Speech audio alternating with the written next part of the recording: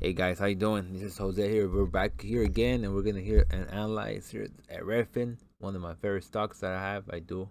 Um, I do own it. I do have this stock. I own it. So I'm just gonna talk about a little about what's going on, and I'm just getting some information. And it doesn't mean you have to buy or sell it. It's just for entertainment purposes. Um, so basically, so we can get down to it. Recently, this stock has been a tear. We've seen from since last year November. We were at $42 right here from last quarter earnings that actually beat on the 5th of November, and we took it down, but from there it just took off. It took off all the way down to from 40 $39 to all the way to 81. Took a little bit profit taking here, and then went back up, and then here again back down at 71, and then just took off again, and now we're here again at the support levels at 86 dollars to close today. And this couple of days has been 5 to 4% down, touching those resistance levels at $85. And it's just a sell-off in the market. We can see here at the volatility rate where it's been oversold. It's been popping back up and then popping back down. So it's been moving. Not a lot of volume, as you can see. So it's not a lot alarming. It's just the market itself is kind of rotating a lot of to a different allocation. So some people are selling, but I'm still bullish because of the market conditions of housing. I do predict the stock is gonna go touch the 100 level. It is acting kind of bullish, so we are back at the 86 level. Anything below this as it is now, is a buy.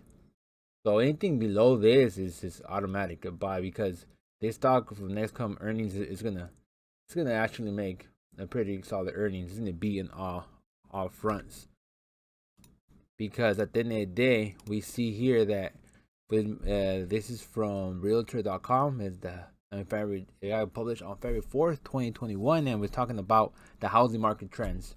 So we can see that national inventory has declined 42.6% over year. The listing median price was at 346, up 15% from last year, and large metros saw an average of 10.9% from last year. So typically, homes spent 76 in the market in January, 10 days less than the same last year. So they're going quick. Strong buyer demand and lack of sellers push inventories to new lows. So that could be the complication there with inventory lows. But since pricing is going up, that's where the money and the margins are coming in. So as we could see, and now you're asking yourself, where is this coming from? Like, which generation millennials is coming from? And it's coming from right here, from Generation Y, the millennials from 1982 to 1993. The wave started in 2020 with 4.7 million millennials turning 30, an age where many people consider buying a home. That the wave continues into 2021 with another 4.8 Gen Y generation turning 30. So right here, and this is gonna be in this bracket. So we see the population. So the generation will peak in 2022 and 20 through 2024 for 4.8 million people until will turn 30 each year. So basically saying that there's a lot of demand out there. That's what they're saying. And they're saying also that if they can't get whatever they want in the house, for example, let's go down to this so we can see where is that at the bottom. Where is it at? Right here. So first-time home buyers have to compromise on finding their first for homes. What is it? A garage, 23%. Compromising the pool spot, 19% of buyers. Large backyards, 18%. Finished basement, 18%. Open floor, 15%. Solar panels, 15%. So basically, the biggest one is garage, meaning space. So meaning that they got to find a smaller house so they can buy it, because most of the big houses are more pricey and out of their range, as we can see right here. This is a finding desired features. What the blue says, yes, I found a home with everything I wanted. That's all. With men and women, 60%. So yes, I found a home with everything I want, but I had to increase my budget, basically from 60 to 80%, like 20%. And no, I had to compromise eliminating some wish list features in order to afford. That's around like 82% to 100. So it's not that much. So most of the people are getting what they want basically, but at the end of the day, they are compromising to get that the house because it's so competitive out there. So now we can see the coming features to maintain a home budget. We can see that garage is up there. Pool spa is up there. Finished basement is up there. Wow. For me, I don't know. I think I'll go over more of the kitchen, but people are really liking garages.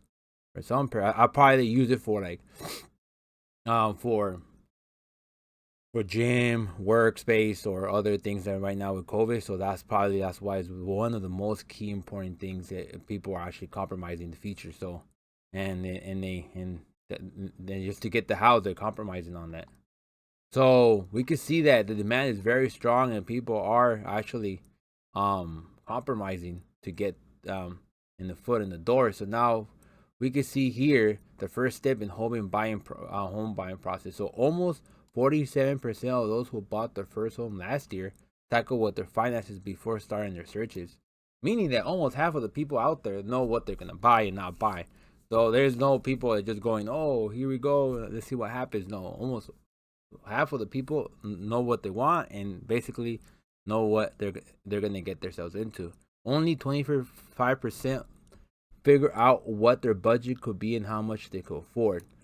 The other 22% started saving money and changing their spending habits. So you can see that people are becoming very smart even after the home buying process. So this means that they're figuring out how to move along with their home buying process and basically get the house, because it's very competitive. So they're making themselves very aware of what's out there and what's not. So, and we can also see here that the RedFin's first major buyer iPhone to sell home in Seattle. So they're already flipping houses. RedFin. This was actually February 5th, 2021. We can see here, we're not going to go on to the whole article, but it says RedFin became the first major company with a model known as iBuying to expand to Seattle, along with other prominent companies like Open Door and Zillow. RedFin now buys sells homes in other cities around the city, including Phoenix, Dallas, and Sacramento in California.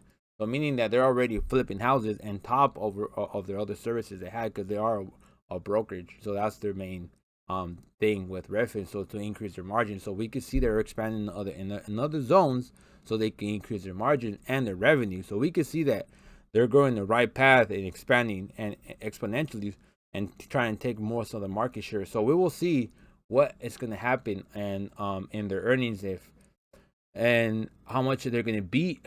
And I think it's going to be big beat on the top line because of all their expansions onto RedFin, iBuying, and the other brokerages they have on their services.